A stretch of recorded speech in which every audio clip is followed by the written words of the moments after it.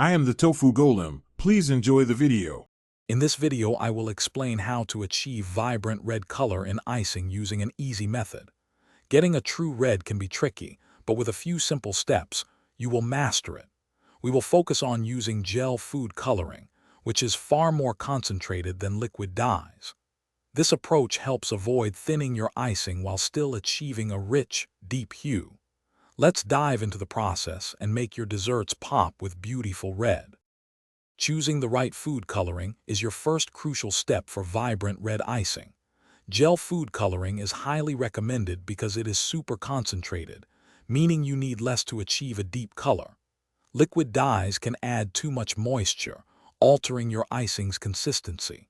Many bakers find that red requires more dye than other colors, so be prepared. Opt for a no-taste red if you are concerned about flavor impact. The key to a perfect red is a gradual coloring technique. Start by dipping a clean toothpick into your gel food coloring and adding just a tiny bit to your white icing. Mix it thoroughly until the color is evenly distributed. Repeat this process, adding small amounts of color incrementally and mixing well each time. It is important to stop when the icing is a shade or two lighter than your final desired red. Patience is truly a virtue here. One of the most important secrets to achieving a deep, rich red is allowing the color to develop over time.